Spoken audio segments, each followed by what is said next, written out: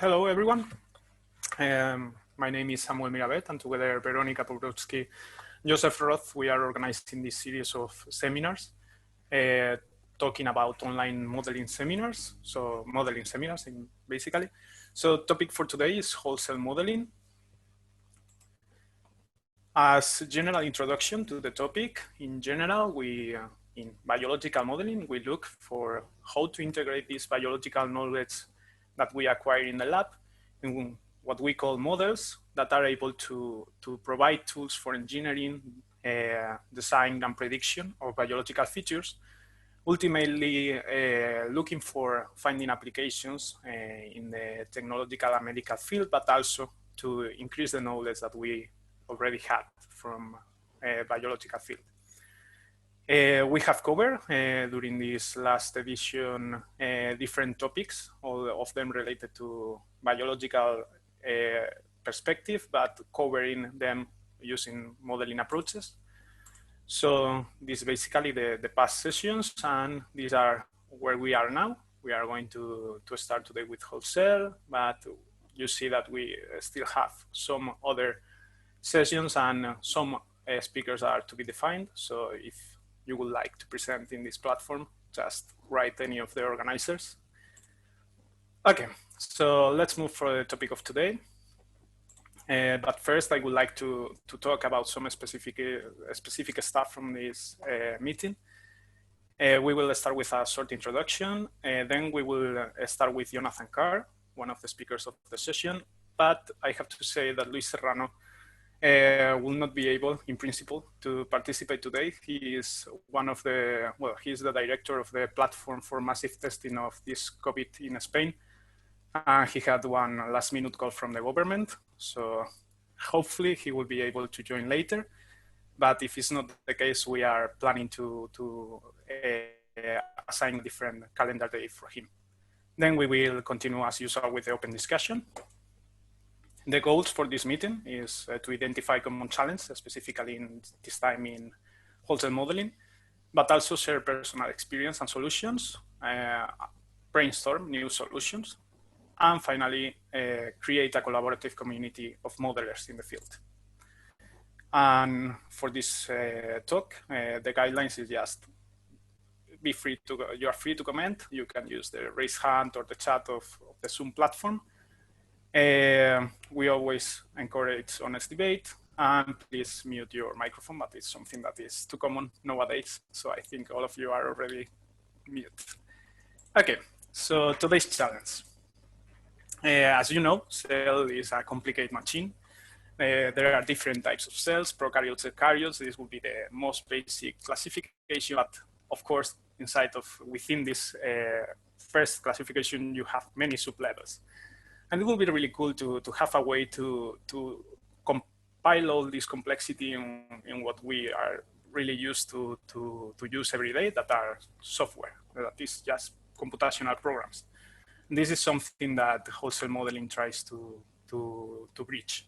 That is basically how to integrate all the information that we have from a biological model in something that can be used as a predictive platform or just to understand what we have in the system. So, of course, this generates many challenges. Starting at the biological level, we require a good way to acquire this data, to generate this data, which is not easy. We are, of course, need a way to integrate all this information in biologically meaningful manner in order to have predictions that, of course, at the same time have to make sense with the biology known at the moment, and think about experiments that could be done to validate. So on the side of computational stuff, you have other problems that comes directly related with the first problems that you find in the biological part. That could be, for example, how we integrate all this data. That would be considered big data, of course. We need ways to design the models in at the same time meaningful manner in order to share them and to really use them. There's another step that is complicated, that is how we simulate this stuff, because in general you have processes that can be stochastic, deterministic, can be more metabolic constraint based model, So all of these have to work together in order to have the biology represented in a cell. And finally, if you really want to have something that is useful for the community, we have to look for standardization and testing functions for these tools. Applications could be considered just infinite.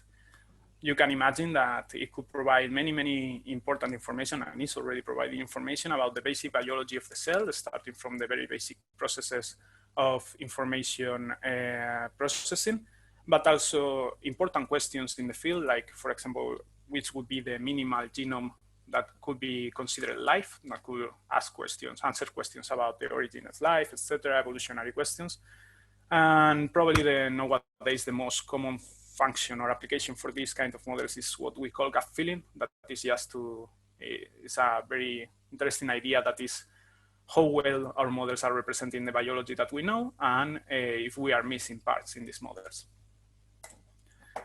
And at the end, it would be nice to have this kind of models, because imagine that you could be able to, instead of having have to work months and months in the lab generating libraries of mutants to test, for example, if the cell that you design using synthetic biology approaches, they really do what they are expected to do. Imagine if you could simplify all this process to just simulate and have the results, providing, for example, a prioritization platform in order to really know which are the good designs. And this could have application in the field of medicine, for example, generating new vaccines. That is some of the projects that, well, Luis and Jonathan have been collaborating during the last years, improving bioreactors for the biotechnological industry. And finally, be able to close the medicine to what we call personalized medicine, in a perspective where you really have a model per patient for a cell. For example, in cancer, you could provide a specific treatments for the cancer type that a patient could have. So let's move for our guests or invited speakers. We will start with Jonathan Karr. If there's someone that was not here yet. Luis, in principle, is not going to be able to participate, but he will try to join in 20-30 minutes. And if it's not possible, we will reschedule the session. So if you are okay with this, Jonathan, you can share your screen whenever you want. Stop sharing.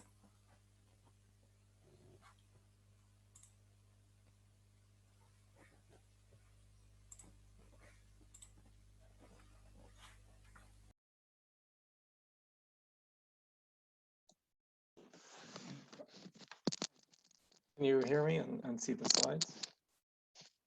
Yeah. Great. All right. Well, first of all, thanks. I want to thank Samuel and Veronica and Yusuf for inviting me. I think these seminars it's great to see so many people are participating today. Kind of fun to see that a few people are logging in, sitting outside on their porch or otherwise, and getting to take advantage of this online platform, so you don't have to sit in a seminar room. Yeah, I think these online seminars could be a great platform for this field to come together, discuss difficult topics that we're all struggling with.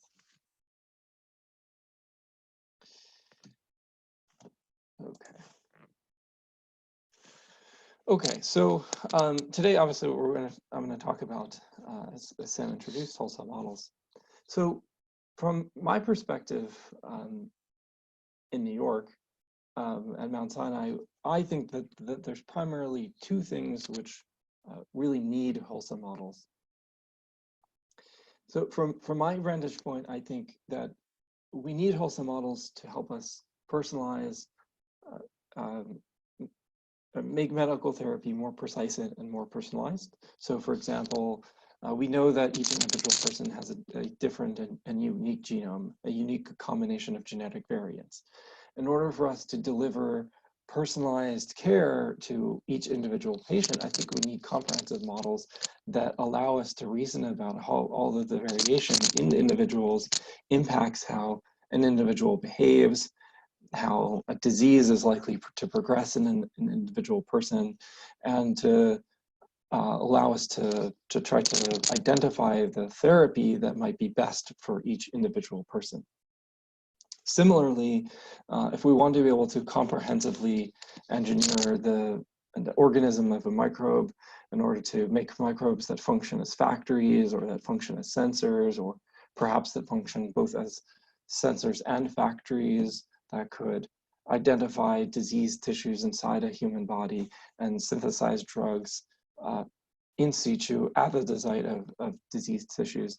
In order to conduct engineering like this, I think we need comprehensive models that allow us to reason about the entire genome inside a microorganism. So from my vantage point, I think we've had models of cells for quite a long time, but in order to make precision medicine possible, in order to make synthetic biology possible, I think to some extent we need a new kind of model that is a bit of a departure from what the systems biology field has focused on in the past. So I think what we need are models that capture entire cells, that capture the entire genome, that capture every molecular species inside a cell, that can capture every physical compartment, the entire life cycle or cell cycle of a cell. And I think these models have to be mechanistic. The reason why I think they have to be mechanistic is partly because we want to be able to make mechanistic predictions about specific drugs for medical interventions, or need to be able to design specific genomes in synthetic biology. I think we also need to be able to extrapolate from a limited range of information that we might use to train these models to combinations of genetic variants in people that we've never seen before, or to combinations of synthetic parts in synthetic microorganisms that have never been tested. So I think that means we need to build models that are dynamic, that can capture the trajectory of populations of cells, and that are stochastic in the sense that they can capture the population level variance of the behavior of individual cells. So several years ago, we began to ask ourselves, to what extent can we build comprehensive models of individual cells? Specifically, if we focused on the very smallest cells, is it possible to build a comprehensive model? And what we have been able to show is that, at least for the very smallest cells with the very smallest genomes, like mycoplasmas, it is possible to build reasonably comprehensive models. That said, even for the organisms with the very smallest genomes, we still don't have the capability to model literally every gene. We have no functional, for example, we have no functional information about roughly 25% of the genes in even the very smallest genomes.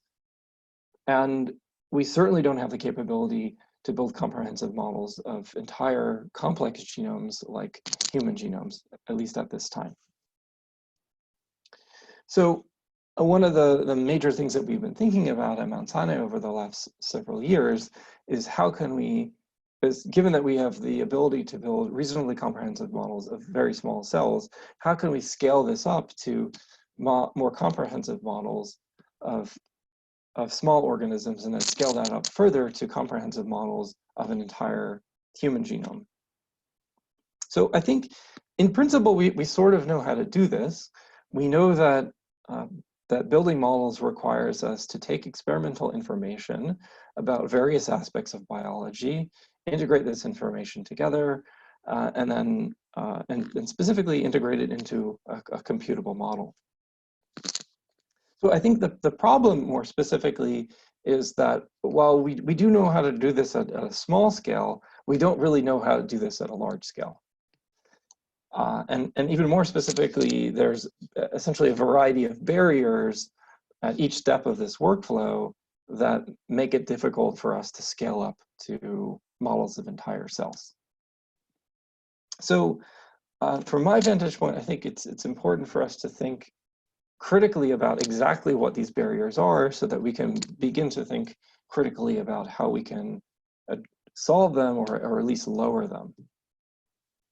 So I think perhaps the most fundamental challenge is that we need to be able to, in a single model, explain many different, a wide range of physical scale. So we need to be able to explain biochemistry or cellular behavior from the level of individual molecules and individual reactions all the way up to the level of entire cells and cell cycles. A second challenge is that we have to explain a diverse range of chemistry inside a single model. We have to explain metabolism, transcriptional regulation, signal transduction, all within a single model. This is challenging partly because these pathways operate at different physical scales. They've, to some extent, historically been studied by different groups of researchers that use different methodologies, both experimentally and computationally, that share data in different repositories, go to different conferences, use different journals. Another perhaps more subtle challenge is that we likely need to capture all of the biochemical complexity inside a single cell. So for example, we know that a human gene can produce multiple transcript isoforms from alternative splicing, and that we know that this can further rise to diversity in protein forms or proteoforms through differential protein post-translational modification. We know that then that each proteoform could potentially have a different function. So in order for us to capture the correspondence between the molecular biology inside a cell and its behavior, we likely have to capture all of this chemical complexity. And furthermore, we have to somehow do this with incomplete data. We have to do this with data that's very heterogeneous because we don't have any single technology that we can use to comprehensively characterize a cell. And the data that we do have is scattered throughout the literature. So at Mount Sinai, we've been thinking about how do we address each of these barriers one by one. And so a lot of what we've been focused on in the last several years is developing solutions to each of these barriers one at a time. So over the next 10 minutes, I'm going to describe how we've been working on addressing these problems. So I'll discuss Datanator and WCKB, which are tools to make it easier to discover the data that's needed for modeling entire cells.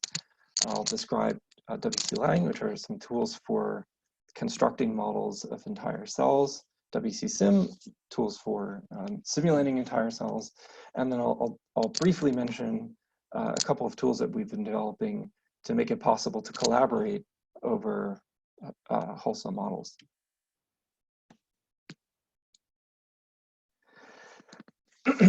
Okay, so a couple of years ago, we ran a survey of biomodelers, and we asked biomodelers, what's the number one barrier that, what do you believe is the number one barrier to progress in biomodeling? And the most commonly cited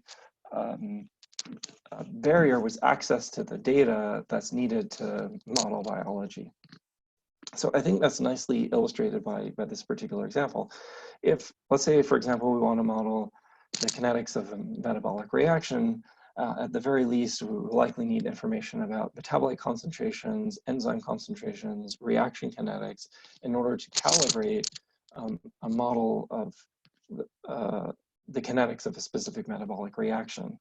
And of course, to model entire cells, we need vastly more information. We'll likely need information about sequences of genomes, start and stop sites of transcripts. We need information about how RNA are processed, how proteins are modified, how proteins come together to perform complexes, and so on.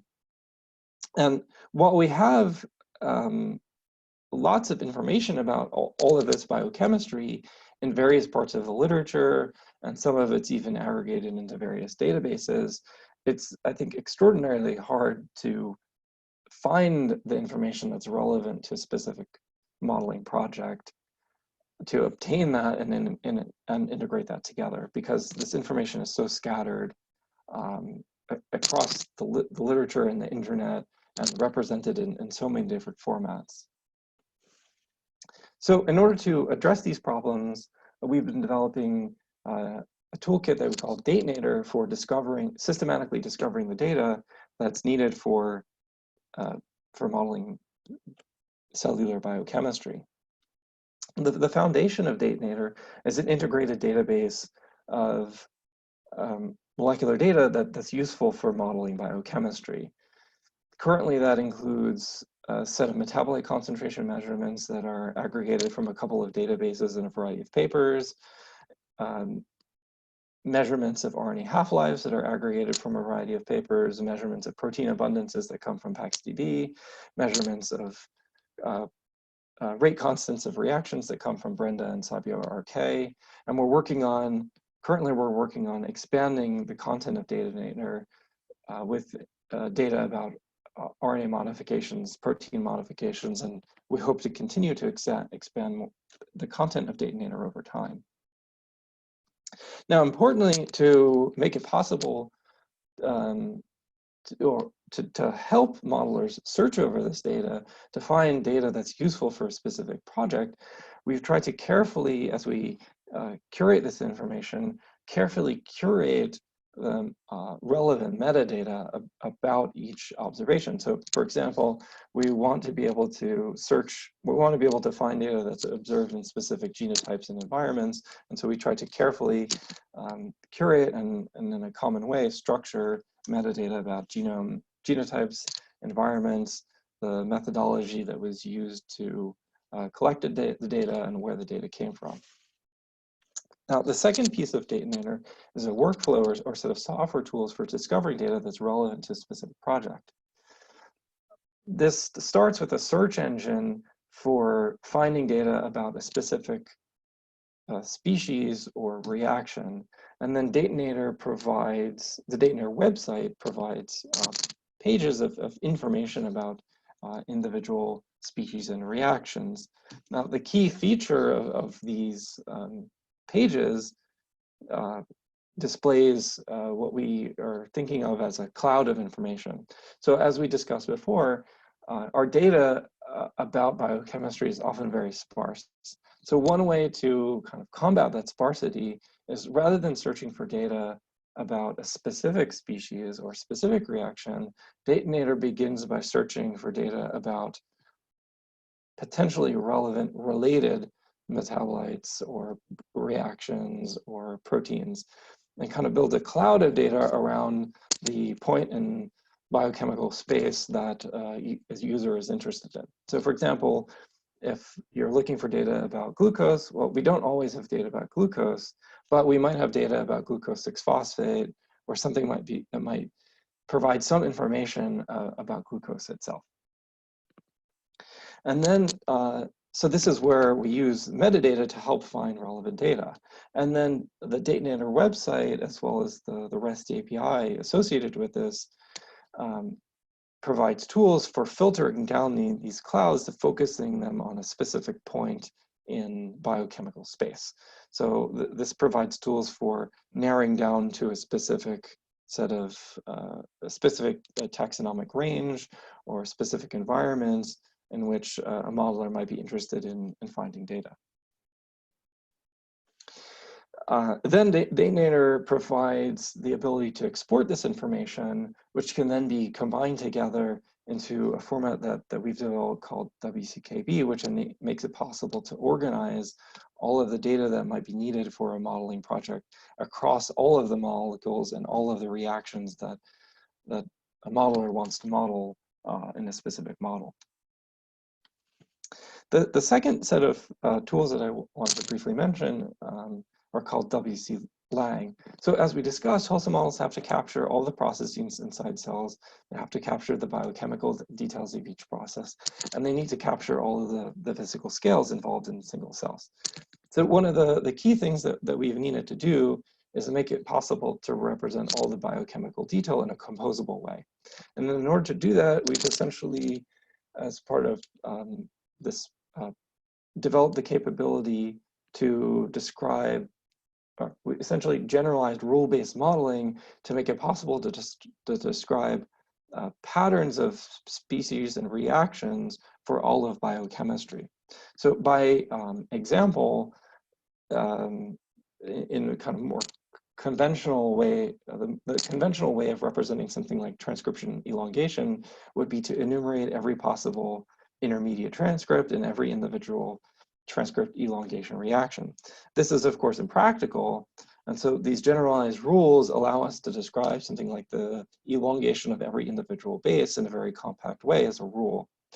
And then that can be combined with rules that, for example, represent the degradation of RNA or the translation of individual amino acids and proteins, or degradation of individual amino acids in proteins. So these generalized rules make it possible to build up very complex models that describe details of biochemistry, but in a very compact way. Now, in order to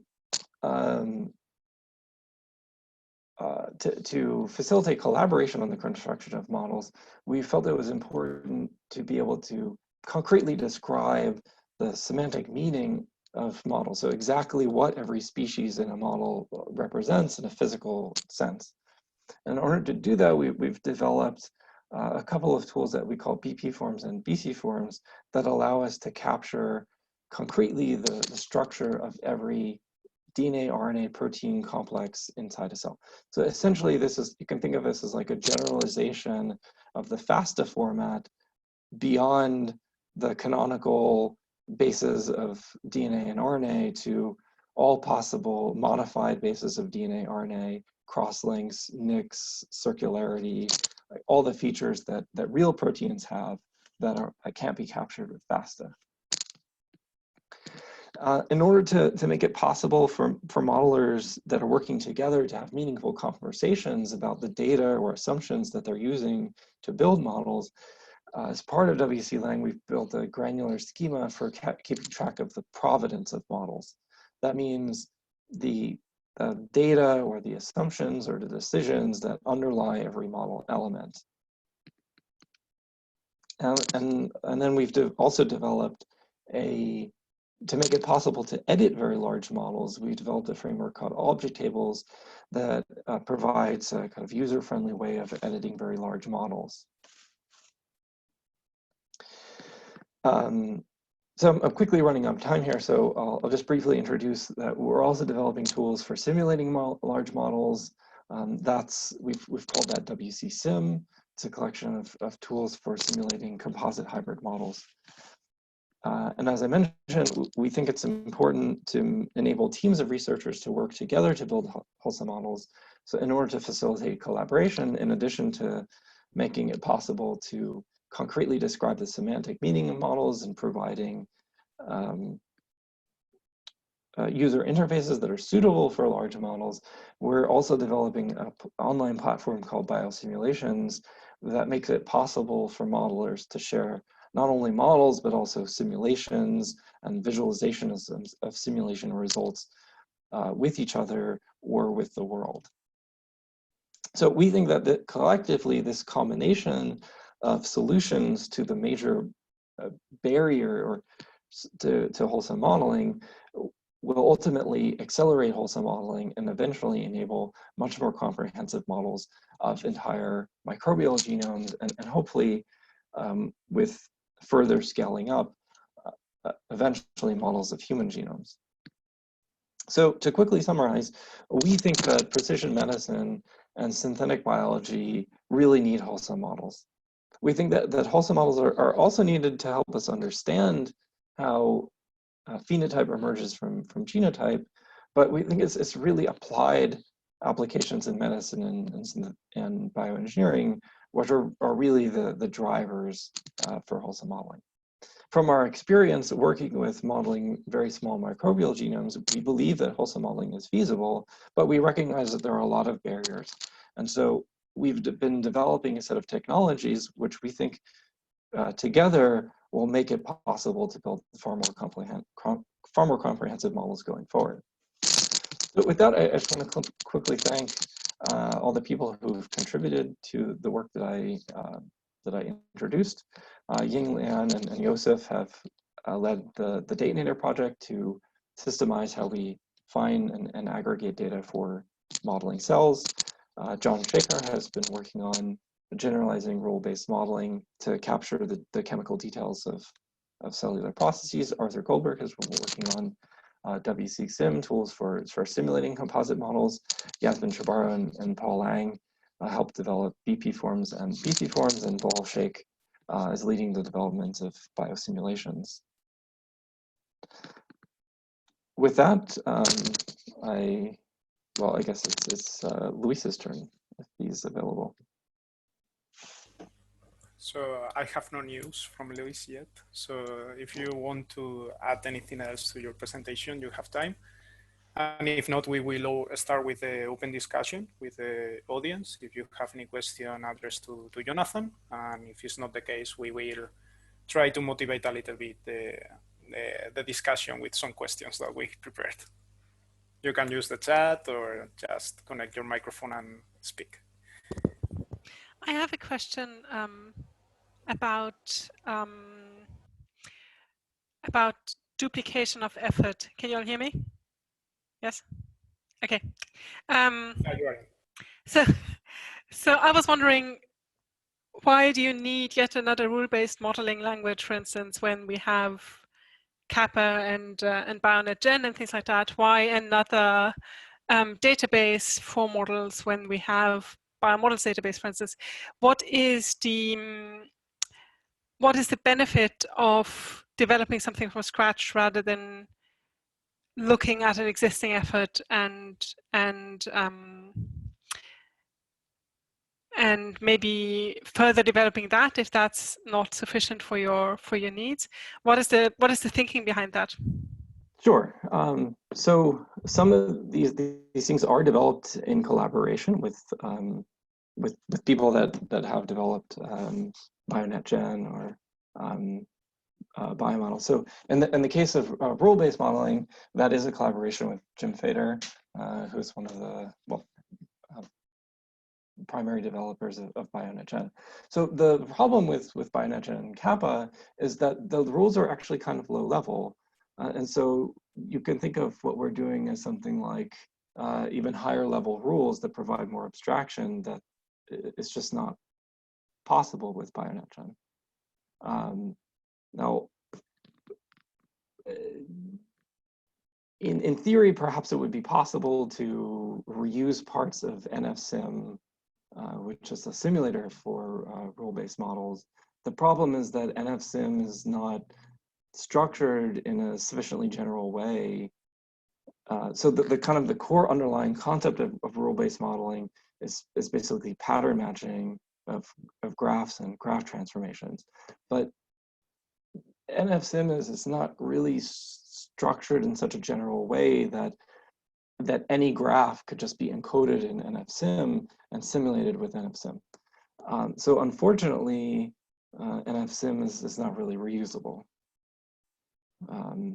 To some extent, the degree to which you can reuse things, I think, depends a lot on how active the original project is. And so in the case of BioNetGen, while BioNetGen is active, NFSim really isn't an active project anymore. Now, with respect to biosimulations, so what we're trying to develop, I think, is a bit different than biomodels. Biomodels as a repository of models, it's not really a repository of simulations or visualizations of simulation results. So there's a portion of what we're doing which certainly overlaps with biomodels that we're trying to coordinate with biomodels through the model exchange effort. But we're trying to layer on top of that the ability to capture simulation experiments, as well as the ability to run those simulation experiments online, and then the ability to interactively through a web browser visualize those simulation results. So those are things that I think are not possible to do with biomodels. And one thing we've seen is that because biomodels doesn't, even though biomodels is curated, because the models in biomodels or the simulation experiments in biomodels, they're not systematically run because there is no simulation platform linked to biomodels. There's actually a very large number of errors in the simulation experiment descriptions which are in biomodels. So by adding more tooling that isn't part of biomodels, you can add a lot of capabilities, correct a lot of problems, make it possible to share a lot more information, which is really not really, which I think is not really shareable yet as part of biomodels. Thank you. Okay, we have a question from Joseph Hellerstein in the chat. He's asking what are, well, in this case, Jonathan's thoughts on testing whole cell models. In particular, if he had any thoughts about how to do something taken to unit test in software so that modeling errors or inaccuracies can be really isolated. Yeah, I think that's a great question. So I didn't talk about this, but when we have built models, we have, well, so first of all the software has its own unit testing. And so in our lab, we're trying to separate between testing of methodology for modeling, and then there's the testing of models themselves. As far as testing of models, I didn't talk about this, but when we have developed models, what we do is we build unit tests for the models, again, which is separate from, and in addition to tests on any software that is used in conjunction with the model. What we've done in the past is to encode those into a unit testing framework like PyTest, like unit test for Python, and then execute it with PyTest and wrap that into a continuous integration environment, so that as we're continuously adding information to models, we'll continuously run all the tests and then evaluate the coverage. But from my vantage point, I think unit testing is a very tractable way it's a practical way to implement tests, but I think some of the concepts from unit testing in software require some adaptation for modeling. So for example, I think software unit testing sort of relies on the idea that you're going to get to close to 100% coverage. And so the way that results are reported is that the reports focus on errors.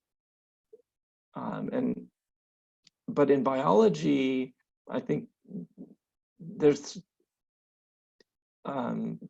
basically no way to build, or at least in like modeling biochemistry, I don't think there's any feasible way to get to any kind of notion of complete coverage. So I think instead you need reports that describe what was tested, what was the biology that was tested, what's the data that was used to test. So I think SciUnit is doing a good job of working in that direction, of trying to build a different kind of report that's more suited to this application in biology. But another concept that I think is very useful in software unit testing, but requires some adaptation in biology, is coverage. So in software unit testing, often you look at line coverage. But when you're simulating a model, and let's say a model is defined in like SBML, I don't think that the notion of a line in like an SBML file is a very useful analog of a line in a computer program. So I think from my perspective, it would be useful to perhaps a more analogous concept to a line would be like a reaction in a model. And so you could ask, like, are all the reactions ever executed in my model? But even that maybe is not so useful for modeling. Maybe you need something more like an analog of branch coverage over pathways. But for something like that, I don't think I've seen anyone really working on trying to adapt concepts like coverage in a more meaningful way into biology.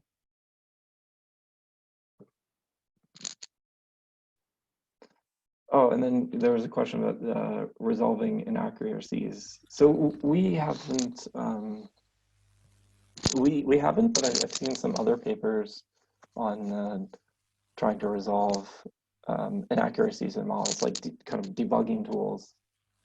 I think that would be incredibly useful.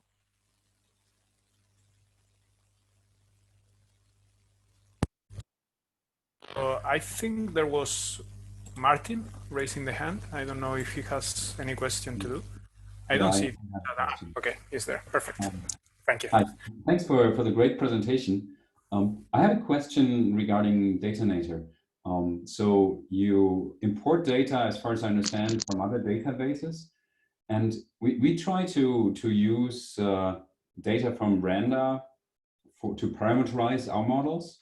And Brenda is a great resource, but unfortunately, quite a high percentage of the data there is actually full of errors. So if you go to the original publications, you find it's really a different reaction, or the numbers are wrong. Do you somehow deal with such problems, or you just take the data as is? So I'm going to try to, rather than just making this conversation about me, but turn this into more of a discussion. So maybe I can turn that over to Josef. That's a really good question. So hi everyone, I'm Josef. I'm one of the people working on Datanator. Okay, so the majority of our reaction data at this point comes from Savio RK, which I haven't, I guess, personally checked, but I believe is more closely curated than Brenda. So that I think I forget the name of the institute, but I think they are very careful about which data they enter in. We're now starting to include Brenda data, and I actually had not thought of going back to check the niche publications. That is a good suggestion.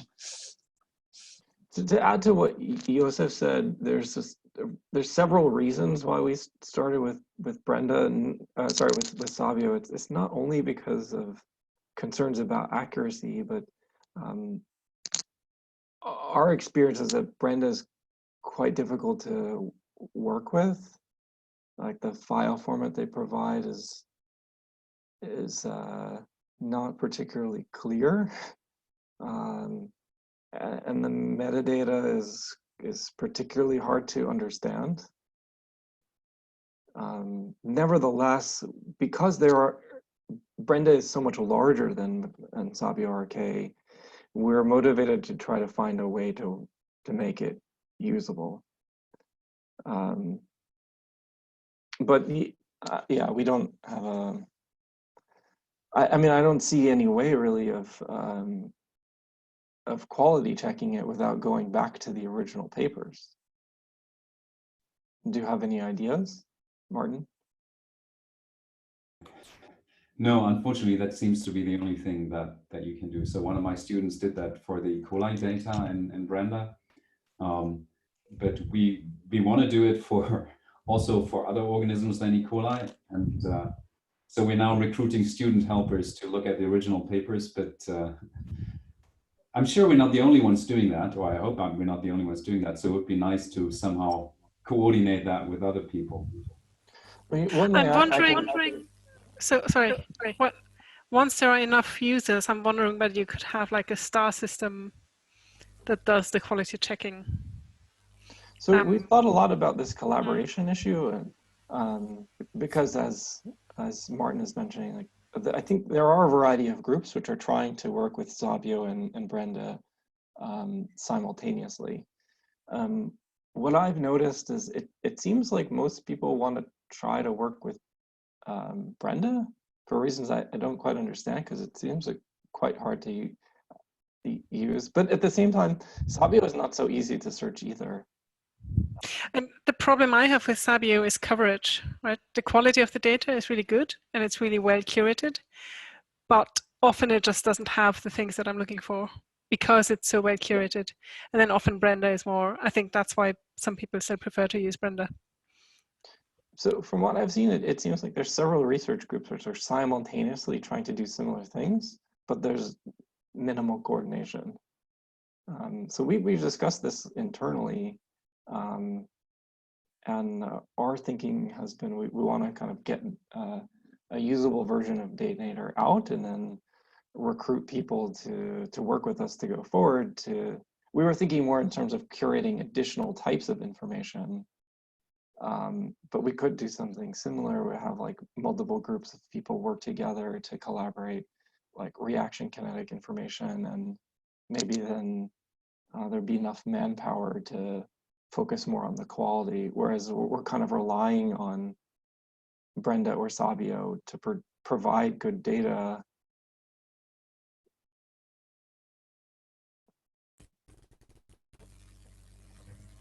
I think the Okay, EBI if I can add something, Oh, go for it, Jonathan.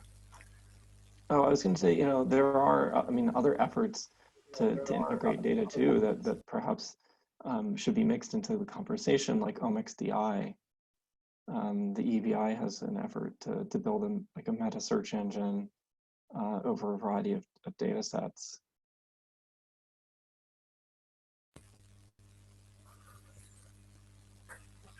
What I wanted to mention is that basically I'm working with Mycoplasma and generating a lot of information, we're processing a lot of information coming from mainly omics sciences in the lab. And one of the problems that I think is more problematic in this case of testing, and also about what Rowan Howe was mentioning about how to decide which is the best parameter or which is the true parameter in your model. And the problem is that I think we lack, but this is more an experimentalist problem, that we lack many metadata associated to the samples. Generally, all these kind of things like batch effect, who did the experiment, in which season of the year, all these things can have an important role in the values that you see for something. And this is something that we have started to collect now. And we are seeing that there's many things that deviate the data. So this is something that I think we should take care in the future. Well, we should start to care right now, because basically it's limiting the development of this kind of models. But it's something that if we don't open these kind of approaches to the community, we are not going to be able to demonstrate that they are really useful and they are required to work like this. And there is something, so when I talk to experimentalists about data points, they will say things like, oh, I don't trust anything that comes out of lab X or something like that. So there's this whole layer of sort of expert knowledge that experimentalists magically have that then gets lost if all we see is data points with limited metadata. So I'm wondering if there is a way to capture that very nuanced layer of information that is somehow out there, but that is not at the moment captured in any of the databases. What we are doing in the lab right now is that I was running the pipelines and stuff for RNA-seq, proteomics, transcriptomics, genomics, and metabolomics. We had some defined pipelines. What we have done is a platform, a web service platform, where every experimentalist that want to have the results processed have to fill all this information. So during the last year, we have been collecting a lot of this information just by force, because if not, experimentalist doesn't have the results. And it's working, but it's true that it requires a lot of commitment from the That's very clever, actually, though. Yeah. Because they have to fill a lot of information. I think fully addressing Melanie's comment, though, requires a more systemated approach to how the experiment is conducted in the first place. Like using robotics to conduct the experiments rather than people, because what you're talking about, Sam, is collecting the metadata and assuming that someone actually followed what they said, then that might be a useful description. But if someone made a lot of mistakes in the process of doing the experiment, or perhaps there's a lab that's known to make a lot of mistakes, I don't know how to annotate that kind of information without having some other lab reproduce the exact same experiment, or using some more reliable methodology for conducting it in the first place, like robotics.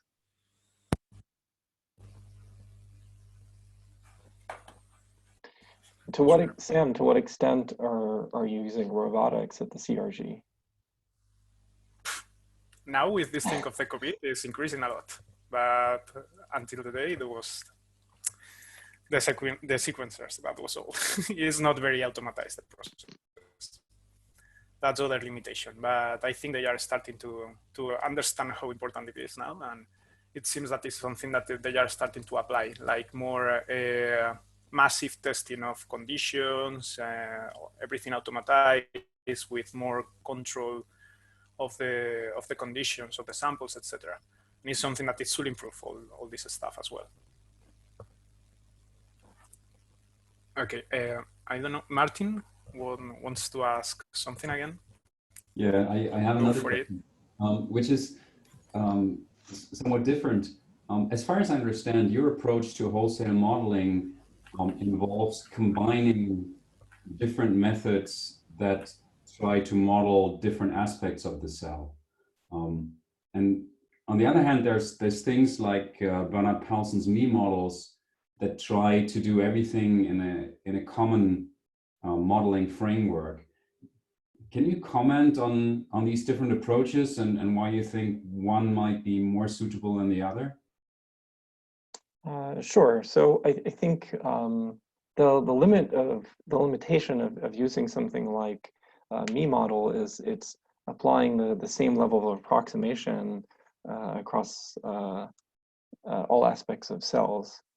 Instead, I think basically the way to think of what we're doing is, in principle, what you'd like to do is model biochemistry in a fine-grained way, but that's computationally intractable. And so basically what we're trying to do is approximate that. So parts of cells that operate at low copy numbers with high noise, we want to capture stochastically, and parts of cells like metabolism, which are operating at high flux with high concentrations where there's relatively low noise, we want to capture more coarsely. So me models don't have the ability to do this. They don't have they have pretty coarse ability to capture time. They have no ability to capture variance in behavior of single cells.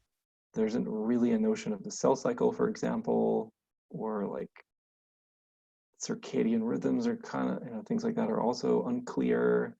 So that there are, I think, some strong limitations to that approach. The advantage is that it's much easier. From a methodological perspective, it's far simpler. And so it's, I think, easier to get more people involved. It's easier to build software tools. I mean, ultimately, I think like if you're looking at the choosing between one or the two, it depends on what problem you're trying to answer.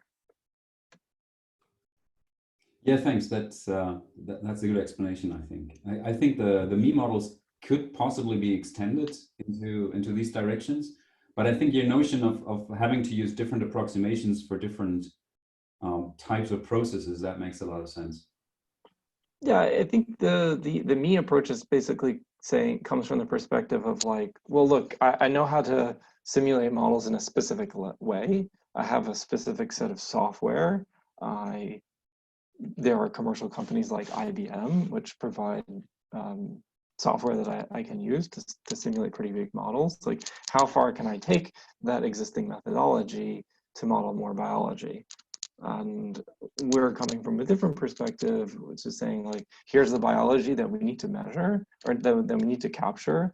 Now let's think about what technologies do we need to make that possible. And we don't want to be so constrained by what technology already exists. But I think it's also important to point out that even what we're working on, one of the major things that we are not focusing on that others are much more intently focusing on is the role of space. I think that is motivating yet another kind of methodology. And there are other people which are, I think, doing a better job of leading that, including some that have joined this call. We have other question in the chat that I passed, sorry, from Anani Arakis, who's asking how feasible from a computational point of view is a wholesale model for a human cell? Maybe can I defer that to Arthur to bring another person into the conversation? Yeah, sure. Well, it's open for discussion. In theory, everyone can participate. Sure. Let me just look at the question again. So wholesale models, as Jonathan has discussed, involve as comprehensive a representation as possible of all of the genes, all of the genotype, and modifications to proteins and other macromolecules that exist in the cell. So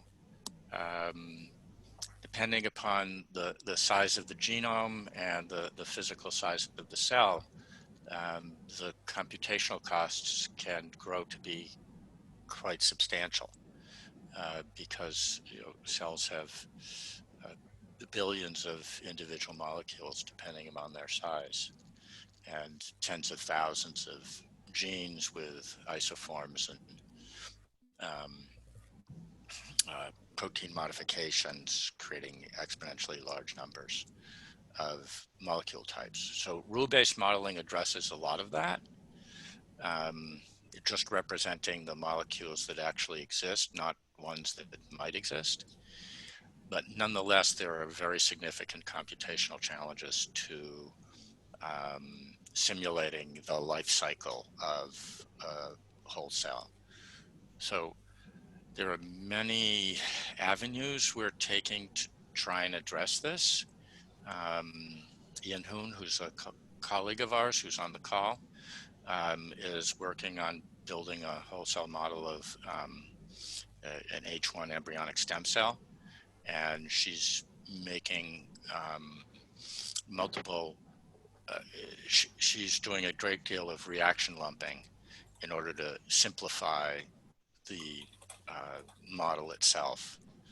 I'm working, in fact, as we speak, on techniques for parallelizing SSA so that it could be accelerated on a supercomputer. That said, it's a problem that is going to continue to require a significant amount of effort over the coming years to fully resolve. Thank you very much for your answer. I'm actually building large-scale models, Boolean. So we use Boolean approaches to leverage a little bit the computational cost. But even with this approach, which is not refined at all, when you talk about a realistic signaling network of 200 or 300 nodes, and this is a small one if you take into account the complexity of the human cell, the computation escalates, the computational cost escalates quickly. And even for this type of simplified models, if we can say, because everything is binary there, so you can only have qualitative information. But even for that, we need to struggle a lot. It's not gained. So my question is, if we struggle at this level, which is not refined at all, how far are we from a realistic model, even for one or two aspects of a human cell, if we would like to go into more detail, but keeping a size that remains realistic? That's a challenging question. I think there are two ways of measuring far. One is in terms of scientific innovation and effort, and another is in terms of years. But they're both challenging to answer. I mean, I can only say that I think we're making steady progress. And I mean, Yin-Hun, would you like to comment, or Jonathan? Everybody's welcome to give their opinion. I mean, I guess part of what we're doing as a group at Mount Sinai is some things that we're working on are maybe more readily usable than others. Other things we're working on things that we anticipate being critical going forward, but are not necessarily that critical today. We're also trying to keep in mind that there almost certainly will be simultaneous improvements in related fields that we will be able to take advantage of, which will resolve some of these problems. So for example, there's obviously a lot of concern about our ability to do experiments reliably, about being able to do experiments scalably, about being able to measure all aspects of cells. But so I don't think any of us can really predict what data will be available in 10 years. But what we know is that the data that we know of today essentially didn't exist 20 years ago. So I think you can be fairly confident that in 20 years, many of these issues will get addressed, though it's hard to know which ones. Like, I tend to think that robotics will become a big part of experimental biology, and that this will be one thing that resolves a lot of the reliability problems with experimental information. And then regarding, but I think this is similar with computational cost. Like, if you look back 20 years ago, computers were less powerful, there were a lot less algorithms for distributed computing, and it's hard to anticipate the impact that further development in GPUs or specifically further development in making GPUs easier to program might have on our ability to run very large simulations. So would you suggest the modularized approach in wholesale modeling? Let's say keeping things more simple for large-scale signaling networks, go into more details for smaller networks where you do have kinetic parameters with some kind of accuracy, and then go to something like constraint-based modeling for the metabolism, and try to connect these 3-4 different modules together? I mean, that's roughly what the approach that we're taking. I think a more principled approach would be to directly represent biology at a very fine-grained level, and then in an analytical way approximate that. But from our perspective, even that is intractable today. That's why we advocate that models should be constructed in a composite way, where the approximations are made not by the simulation tool. The approximations are made by the modeler when they decide how to design a piece of a model. Do you advocate standardized formats and approaches? For example, most of the models that exist already are not really reusable because they are very poorly annotated.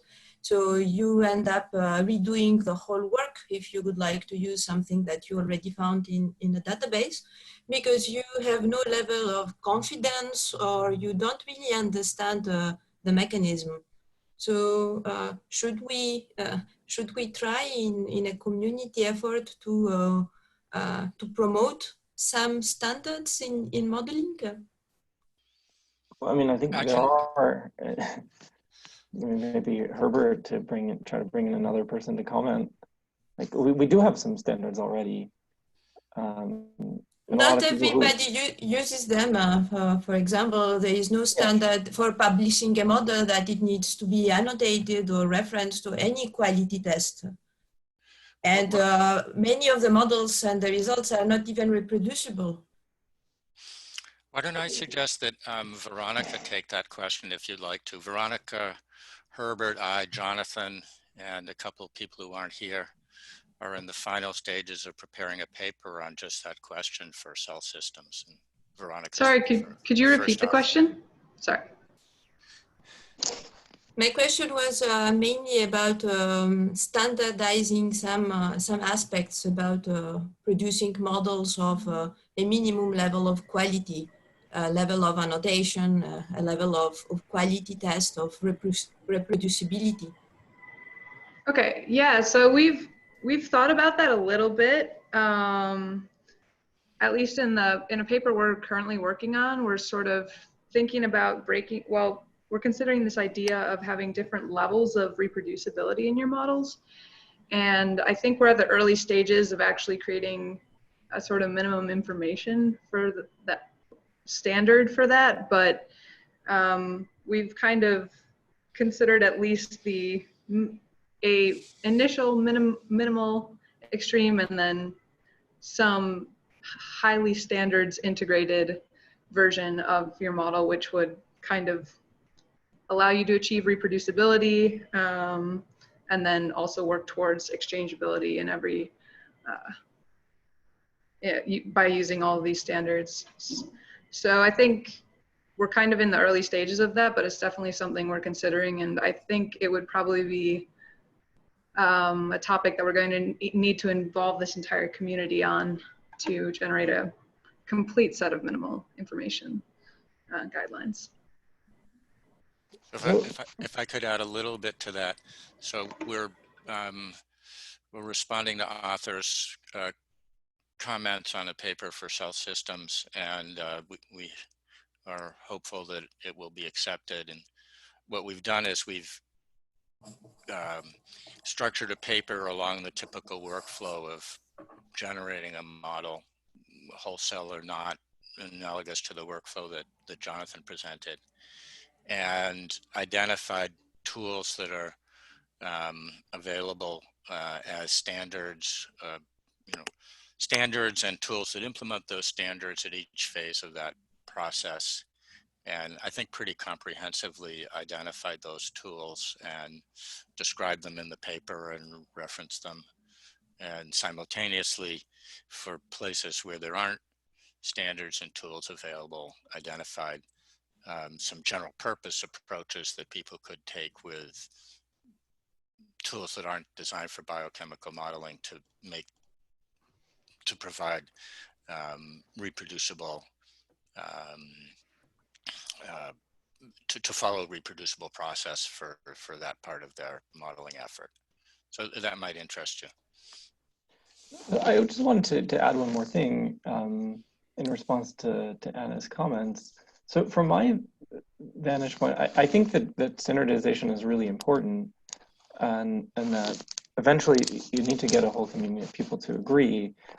I think at the same time, it's important to keep in mind that there's some parts of modeling biology for which we don't have good solutions, and where it may be a bit premature to worry too much about standardization and getting everyone to embrace the same way of doing things or the same way of describing information.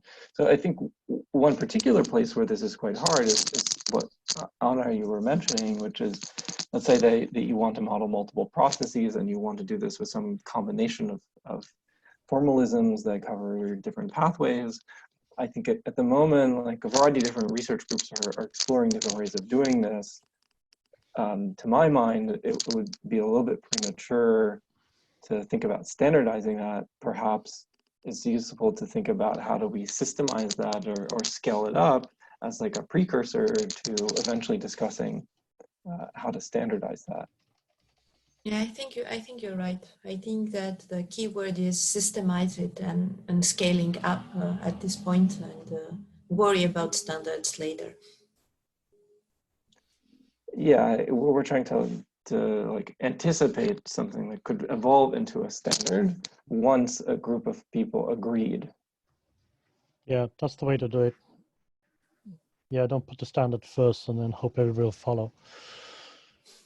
Yeah, I think you have to like prove that a method works before you can hope that you'll get a lot of people to embrace it.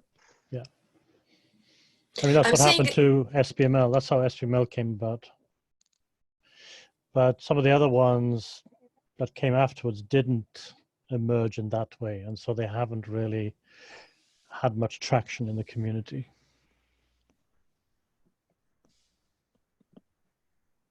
Sorry, Anna?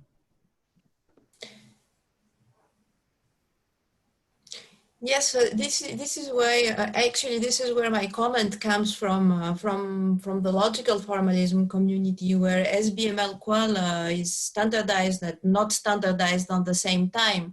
So you can have a valid SBML qual that has nothing to do with another SBML qual that was produced with another software or with another way. And this actually limits downstream analysis, or even trying to compare the analysis with two different tools.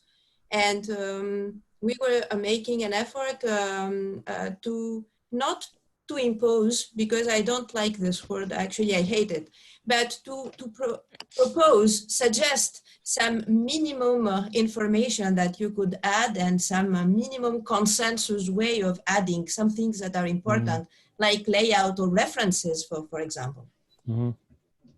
So I think that standards are already there, and if we are not using them, maybe they are not good enough, but we can discuss how we can make them good enough to use them.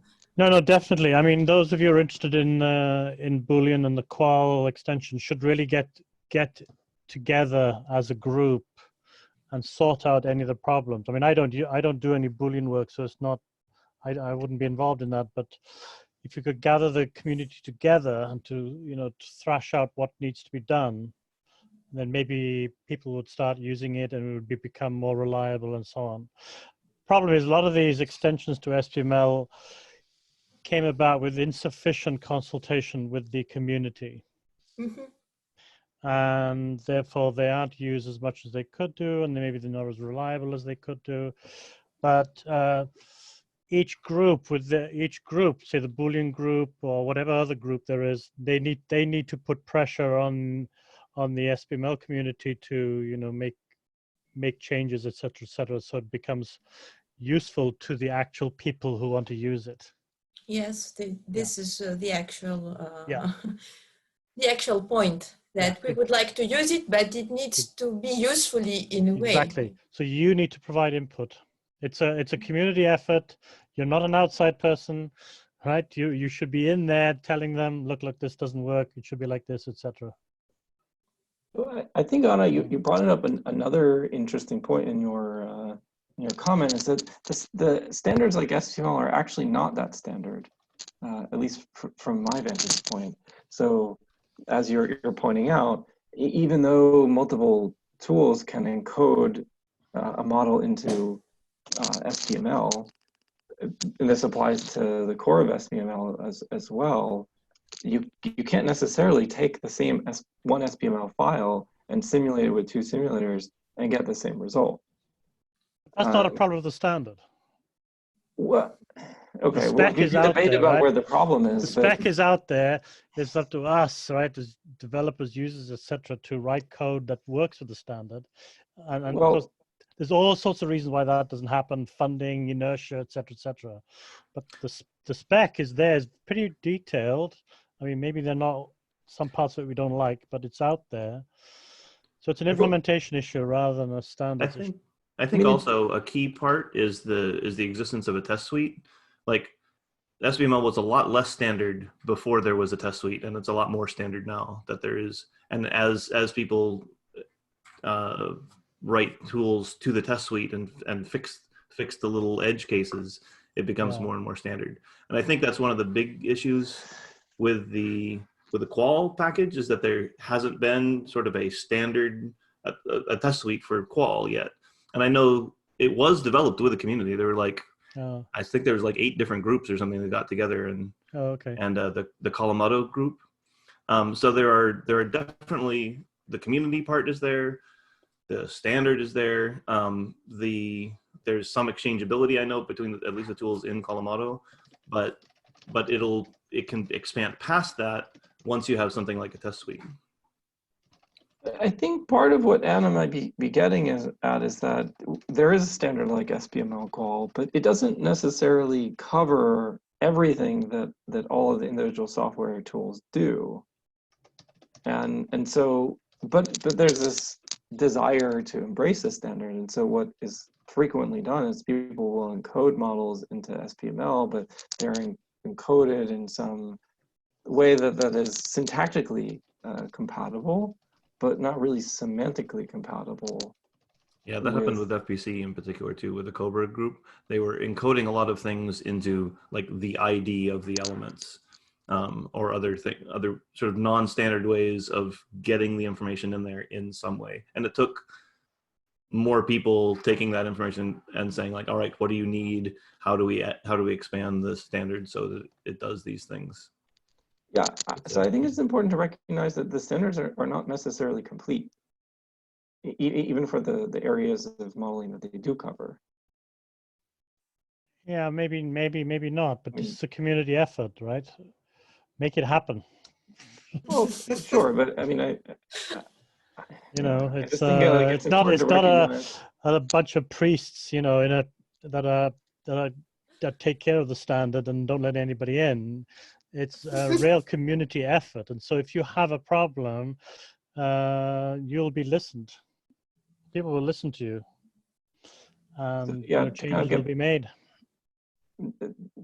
Back to Meli's question earlier, I think this is one of the differences in our approach with biosimulations versus biomodels, is we're trying to take the sharing not only to the collection of files, but to the execution. so that we can demonstrate to the end users, hey, we can actually like reproduce the reported simulation results that are in a paper. Yeah. So this, I think, kind of forces a much higher degree of standardization. Absolutely, yeah. Than when you get simply by sharing a file and never executing. And it's a great use case that will push the field forward. So on that note, we are actually very interested to expand. Biosimulations is architected in a way, it's not tied to SBML or any other modeling language. It's not tied to any specific modeling format. We're quite interested to build out the capabilities to use biosimulations for many different kinds of models. So like flex balance analysis, logical models, spatial models, kinetic models, but we need some help. So if anyone is interested in working with us to build in capabilities for simulating different kinds of models or contributing in models from existing domain-specific repositories into one more central repository, we would love to work with you. Well, this is why I'm here. So I have been pushing the logical, the Colomoto community for 1-2 years now. Now we published our paper for the minimum information for referencing and annotating the logical models. Right. We work a little bit with biomodels to actually have the same kind of instructions, if you'd like to, directions for curation, and we try to push a little bit to produce better quality models of better quality that are at least annotated with one PubMed ID, one KEGG identifier, something that would say that I found this reaction there, and here you can go there and judge for yourself if it is reliable or not. So reusability is a key. And the other part is to build interfaces. So maybe I would like to couple some metabolism at some point in my signaling networks. Even if my modeling approach or my syntax is different, we should identify some interfaces. It's like a common language. I'm Greek in origin. Some other people here might have another natural mother language. But we all speak English because we would like to understand, exchange, and advance forward. So what I'm looking for is some common language that would actually allow us to understand what we're doing and build some bridges. So in terms of logical models and biosimulations, I have had a couple of conversations with Tomas and Julio. So yes, we're trying to hopefully get Tomas to contribute the cell collective models. Yes. So we have some logical models in biosimulations, and then try to build or containerize a simulator for logical models with the cell and op tools from Julio's group. That would be awesome, actually, because Cell Collective is the only tool that supports really large scale at this moment. But of course, it's not easy. For example, it has no attractor calculation because it's not feasible for this size. But he suggests some methods like the sensitivity analysis and some semi-quantitative ways of simulating that you could actually results that could approach the attractor behavior. So I think that Cell Collective is a very good software, but there are others. Yeah, there are others. So Cell Collective, so the way biosimulations works is it's not, we can build simulation containers for cell and opt, and we can build them for BoolNet, and we can build as many as we want, and then users can choose from all of these simulators. One thing about it is Cell Collective, the simulations are done in the web browser, and this is one of the things that kind of fundamentally limits the simulation capabilities.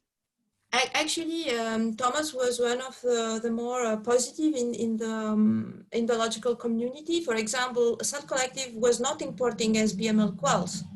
he built the tool to import SBML quals because I needed to import my files somewhere because they were large scale, and I was refusing to build them again from scratch. So we said, okay, the SBML qual files are here. We will work to put an import for other people's files also. So we are doing things, but I think that it would be nice if the efforts are more coordinated.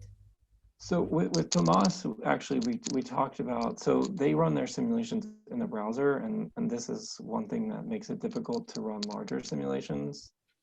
So we, as part of discussing this with Tomas, the other thing that we can do is everything in BioSimulations is also, or will be available from a REST API.